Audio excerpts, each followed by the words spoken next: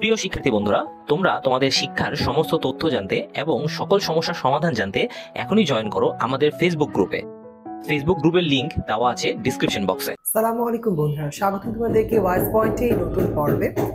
আমরা এই পর্বে আমাদের তোমাদের অষ্টম শ্রেণী গণিত বইয়ের ক্ষুদ্র সঞ্চয় ভবিষ্যৎ গড়িয়ে অধ্যায় পেজ ৭৭-এর উদাহরণ ৩ নাম্বার সমাধান করব। বন্ধুরা, চলো আমরা প্রশ্নটি দেখে নিই। আমাদেরকে বলা হয়েছে রিনা ব্যাংকে 11% মুনাফা হারে 5 বছর পর 2200 টাকা মুনাফা পেল।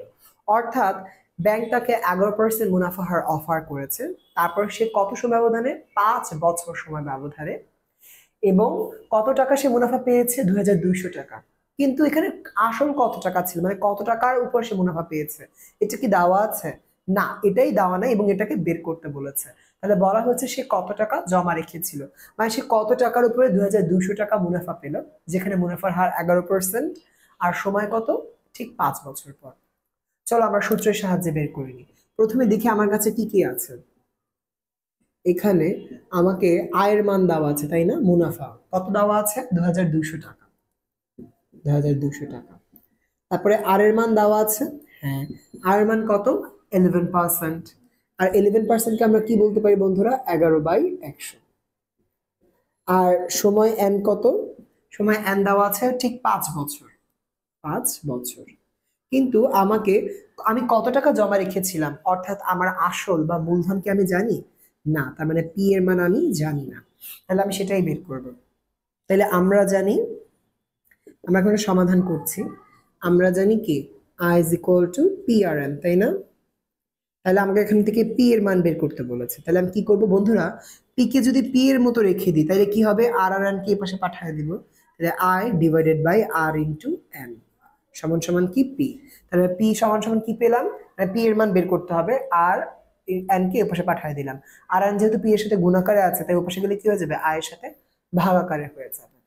তাহলে পি সমান সমান I divided by R into N. এই কথাটা কি আবার এভাবে সাজিয়ে লিখেছি। এখন আর এর মান কত, 2200 টাকা। আর এর মান কত, 11/100 টাকা। এবং এন এর মান কত, 5। তাহলে বন্ধুরা আমি সবগুলো মান বসিয়ে এখন এটা সমাধান করবো। দেখো তো বন্ধুরা, 5 আর 100 কাটাকাটি যায় না, 5 20 100। তাহলে আমার কাছে থাকে 2200 ভাগ 11/20।